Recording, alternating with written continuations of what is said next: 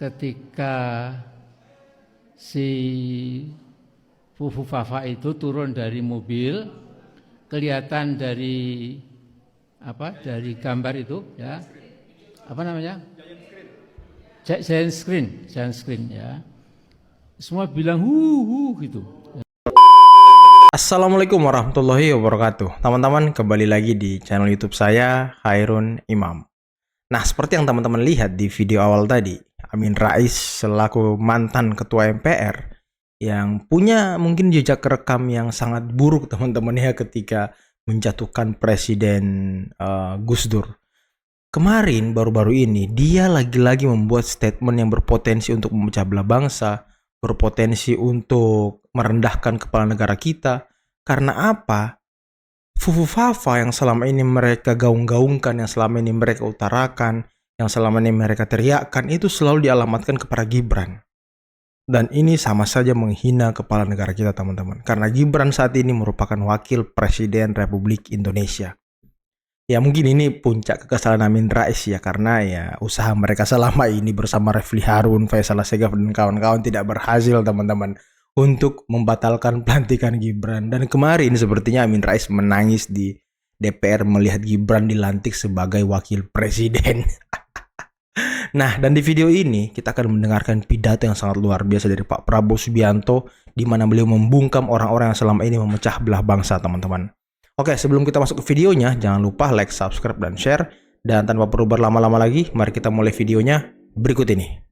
Saudara-saudara, anak-anak kita semua harus bisa makan bergizi minimal 1 kali sehari.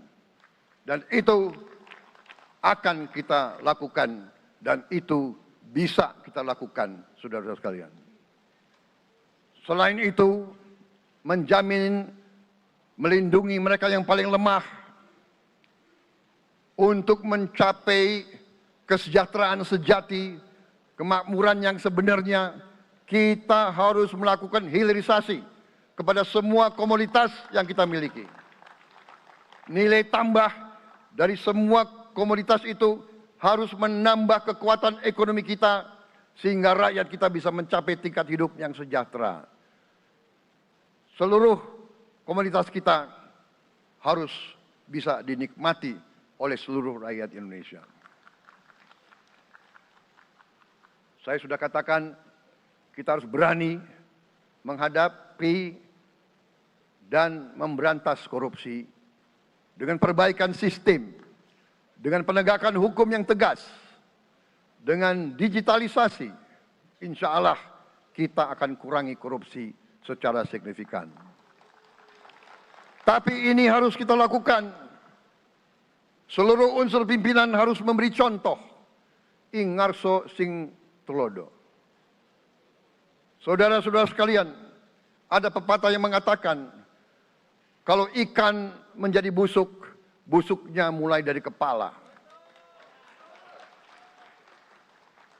Semua pejabat dari semua eselon dan semua tingkatan harus memberi contoh untuk menjalankan kepemimpinan pemerintahan yang sebersih-bersihnya. Mulai dengan contoh dari atas dan sesudah itu penegakan hukum yang tegas dan keras. Saudara-saudara sekalian,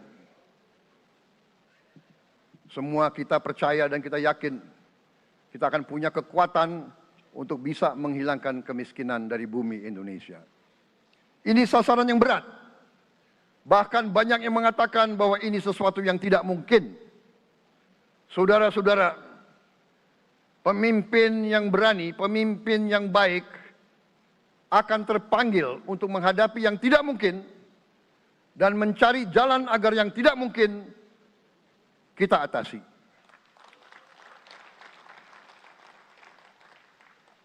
Bangsa yang berani adalah bangsa yang bisa bikin yang tidak mungkin menjadi mungkin. Saudara-saudara, di tengah itu cita-cita yang begitu besar, yang begitu kita idam-idamkan, kita perlu suasana kebersamaan. Kita perlu suasana persatuan. Kita perlu kolaborasi kerjasama, bukan cekcok yang berkepanjangan. Kita perlu pemimpin-pemimpin yang tidak caci maki, pemimpin-pemimpin yang arif, yang bijaksana, yang mengerti dan cinta budaya dan sejarah bangsa sendiri, yang bangga dengan adab, tradisi, dan adat bangsa kita sendiri. Kita dari sejak dahulu, pemikiran, kehendak, dan rancang bangun pendiri-pendiri bangsa kita, dari sejak awal bangsa ini berdiri, kita ingin menjadi bangsa yang berdemokrasi. Kita menempatkan kedaulatan rakyat setinggi-tingginya. Dalam dasar negara kita, Pancasila, kerakyatan merupakan sendi utama dari kelima sila yang kita junjung tinggi. Kerakyatan yang dipimpin oleh hikmat kebijaksanaan dalam permusyawaratan perwakilan. Kita menghendaki kehidupan demokrasi, tapi marilah kita sadar bahwa demokrasi kita harus demokrasi yang khas untuk Indonesia. Demokrasi yang cocok untuk bangsa kita. Demokrasi yang berasal dari sejarah dan budaya kita. Demokrasi kita harus demokrasi yang santun. Demokrasi di mana berbeda pendapat harus tanpa permusuhan. Demokrasi di mana mengoreksi harus tanpa caci maki. Bertarung tanpa membenci. Bertanding tanpa berbuat curang. Demokrasi kita harus demokrasi yang menghindari kekerasan, yang menghindari adu domba, yang menghindari hasut menghasut. Demokrasi kita harus demokrasi yang sejuk, demokrasi yang damai, demokrasi yang menghindari kemunafikan. Hanya dengan persatuan dan kerjasama kita akan mencapai cita-cita para leluhur bangsa kita. Bangsa yang gemah ripah loh jinawi, toto tentrem kertoro harjo. Bangsa yang baldatun, tojibatun, warobun gofur. Bangsa di mana rakyat cukup pangan, cukup sandang, cukup papan. Cita-cita kita adalah melihat wong cilik iso gemuyu. Wong cilik bisa senyum, bisa ketawa. Saudara-saudara sekalian, kita harus ingat bahwa kekuasaan itu adalah milik rakyat. Kedaulatan itu adalah kedaulatan rakyat. Kita berkuasa seizin rakyat. Kita menjalankan kekuasaan harus untuk kepentingan rakyat. Kita harus selalu ingat, setiap pemimpin dalam setiap tingkatan harus selalu ingat, pekerjaan kita harus untuk rakyat.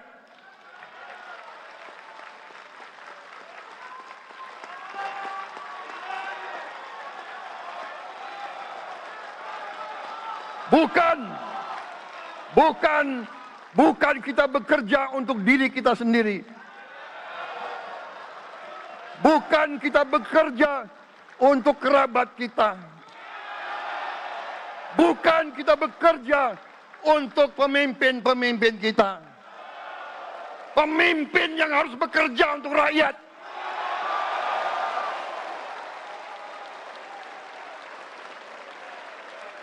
Saudara-saudara sekalian, kita harus mengerti selalu, sadar selalu bahwa bangsa yang merdeka adalah bangsa di mana rakyatnya merdeka.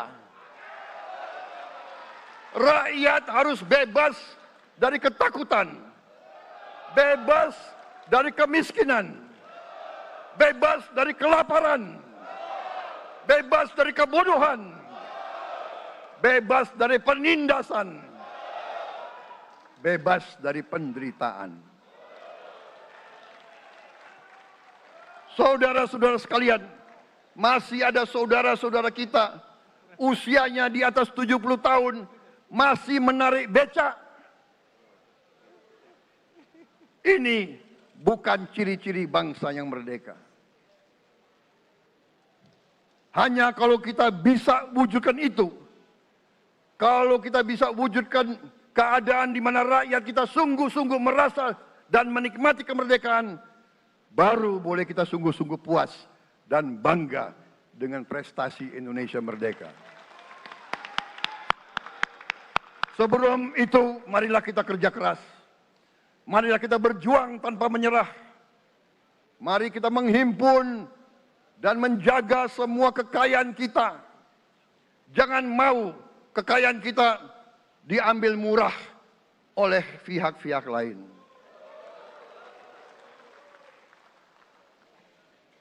Saudara-saudara sekalian, semua kekayaan kita harus sebesar-besarnya untuk kepentingan dan kemakmuran rakyat kita.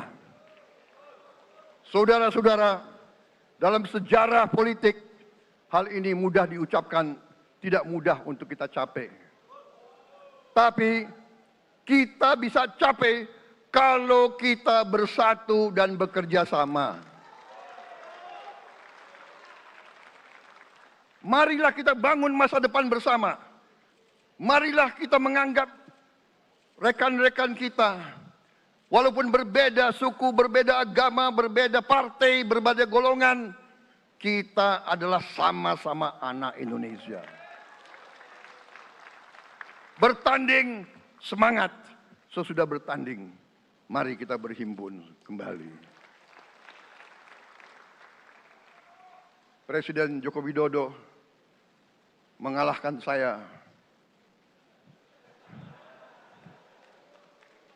berapa kali ya, saya lupa itu. Tapi begitu beliau menang ya, beliau mengajak saya bersatu.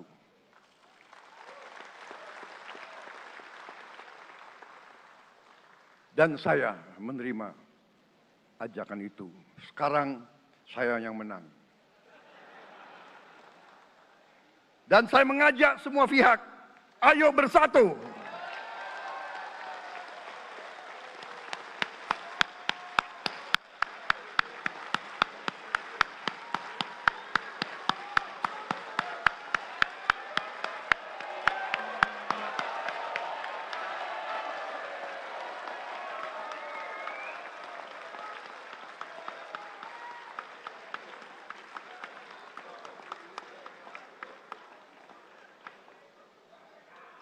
Saudara-saudara sekalian, dalam menghadapi dunia internasional, Indonesia memilih jalan bebas aktif, non-blok, non-aligned.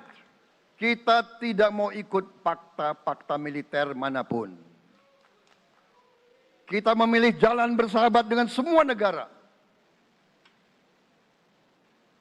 Sudah berkali-kali saya cadangkan, Indonesia akan menjalankan politik luar negeri sebagai negara yang ingin menjadi tetangga yang baik.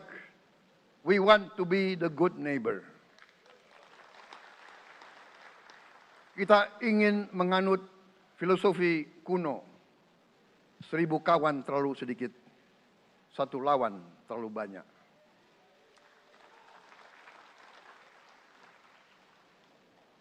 Saudara-saudara sekalian, dengan demikian kita ingin menjadi sahabat semua negara. Tapi kita punya prinsip. Prinsip kita adalah prinsip anti penjajahan. Karena kita pernah mengalami penjajahan. Kita anti penindasan. Karena kita pernah ditindas. Kita anti rasialisme. Kita anti apartheid. Karena kita pernah mengalami apartheid. Waktu kita dijajah, bahkan kita digolongkan lebih rendah dari anjing. Banyak prasasti dan marmer, banyak papan-papan di mana disebut Honden and Inlander Verboden. Saya masih lihat prasasti di kolam renang Manggarai tahun 78, Honden and Inlander verboden, saudara-saudara. Karena itu, kita punya prinsip, kita harus solider, kita harus membela rakyat-rakyat yang tertindas di dunia ini. Karena itu, kita mendukung kemerdekaan rakyat Palestina.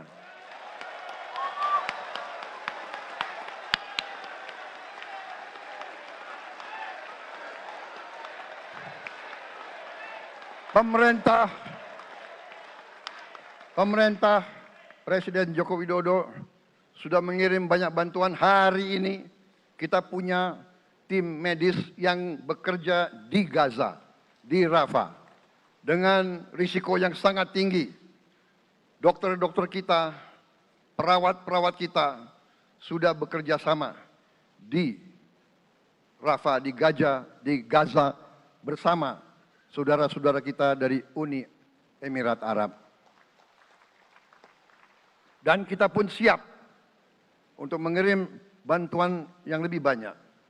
Dan kita siap untuk evakuasi mereka-mereka yang luka dan anak-anak yang trauma dan korban. Kita siapkan semua rumah sakit tentara kita dan nanti rumah sakit lain untuk membantu saudara-saudara kita yang menjadi korban perang yang tidak adil. Saudara-saudara, kita menjadi bangsa yang harus berterima kasih kepada generasi pembebas, kepada Bung Karno, Bung Hatta, pahlawan-pahlawan yang lain, I Gusti Ngurah Rai, Kapitan Patimura, Sultan Nasruddin, Teku Umar, Cut Nyak Din, semua pahlawan yang tidak bisa kita sebut satu persatu. Tapi mereka yang membayar saham kemerdekaan dengan darah dan air mata mereka. Kita bersyukur kepada Presiden dan Proklamator pertama, Bung Karno, yang telah memberi kepada kita ideologi negara, Pancasila.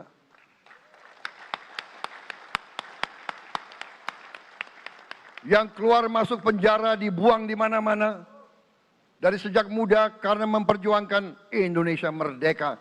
Indonesia tidak mau menjadi darah bagi bangsa-bangsa lain.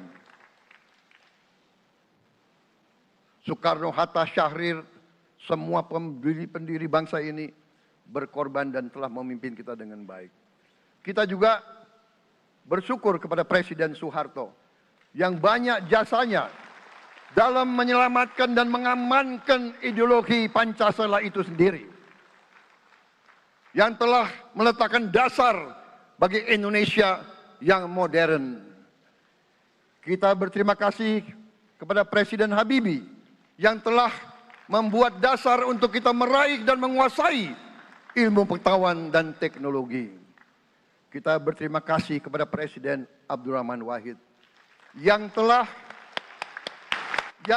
memberi contoh toleransi antar agama, antar suku, yang menjunjung tinggi inklusif, Indonesia yang inklusif dan toleran. Kita berterima kasih kepada Presiden Megawati yang menyelesaikan masalah-masalah ekonomi akibat crash tahun 98. Harus diakui, di bawah pemerintah Megawati, masalah perusahaan-perusahaan yang banyak hancur dapat diperbaiki dan diselamatkan. Kita harus berterima kasih kepada Presiden Susilo Bambang Yudhoyono yang memimpin Indonesia di saat krisis yang sangat berat, menghadapi tsunami, menyelesaikan bersama Wakil Presiden Yusuf Kala, menyelesaikan pertikaian di Aceh yang sudah berjalan begitu lama. Ini prestasi yang harus kita akui. Saudara-saudara sekalian, mereka semua dengan cara masing-masing memiliki sumbangsih terhadap apa yang sekarang kita nikmati. Negara kesatuan yang utuh, yang berdaulat, yang merdeka, yang terus menjaga dan berjuang untuk kemerdekaan dan keadilan. Saudara-saudara sekalian, sekarang kita ucapkan terima kasih juga kepada Presiden Republik Indonesia yang ke-7. Presiden Joko Widodo dengan Wakil Presiden Profesor Ma'ruf Amin. Terima kasih atas kepemimpinan Bapak. Terima kasih atas kenegarawanan Bapak. Bapak telah menakodai bangsa ini melalui krisis-krisis yang sungguh sangat berat. Jangan kita merasakan hari ini. Ingat waktu COVID, kita bahkan keluar dari rumah kita takut. Saya saksi, saya menterinya beliau, semua pihak dalam dan luar negeri telepon terus, menekan beliau terus, minta lockdown, lockdown, lockdown. Beliau menolak. Beliau berpikir, kalau kita lockdown, bagaimana wong cilik, bagaimana warung Tegal, bagaimana ojol, bagaimana rakyat-rakyat yang makannya dari upah harian. Jangan kita lupa prestasi pemimpin-pemimpin kita. Terima kasih Pak Jokowi. Terima kasih Profesor Ma'ruf Amin. Anda telah berjasa. Anda akan dikenang sebagai putra Indonesia yang termasuk terbaik. Saudara-saudara sekalian, akhir kata, saya mohon doa restu saudara-saudara. Mari kita bangun Indonesia di atas landasan yang sudah dirintis oleh pendahulu-pendahulu kita. Mari kita belajar semua kekurangan kita akui dan kita perbaiki. Hentikan dendam, hilangkan kebencian, bangun kerukunan, bangun gotong royong. Itu kepribadian bangsa Indonesia. Itu ajaran Bung Karno sendiri. Saudara-saudara sekalian,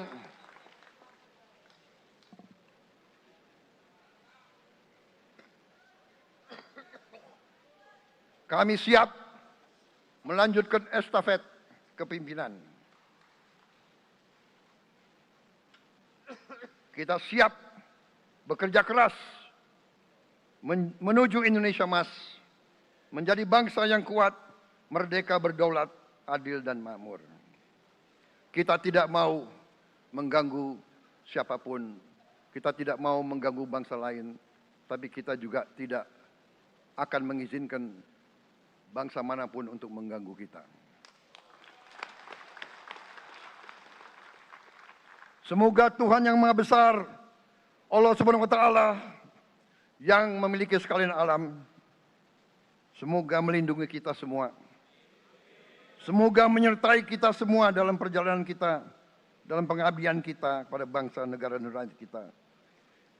Kita juga berdoa kepada Yang Maha Kuasa agar tamu-tamu agung kita, mereka-mereka yang datang dari jauh, akan kembali ke rumah mereka masing-masing dalam keadaan aman dan dalam keadaan terus bersahabat dengan kita, saudara-saudara sekalian.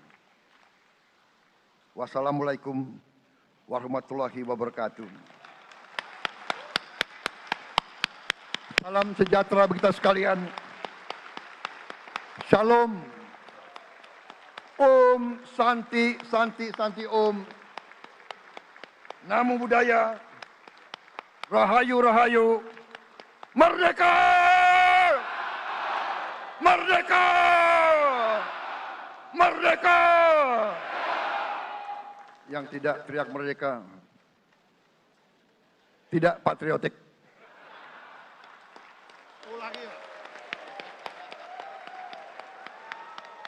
Nah teman-teman, itulah tadi pidato yang sangat luar biasa dari Bapak Prabowo Subianto. Pidato yang sangat berapi-api.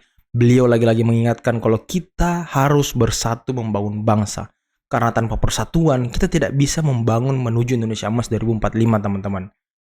Karena apa? Kalau kita bertengkar satu sama lain, diadu domba satu sama lain, seperti yang selalu dilakukan oleh Refli Harun, Amin Rais, Roy Suryo, Faisal Assegaf, mereka ini suka mengadu domba teman-teman.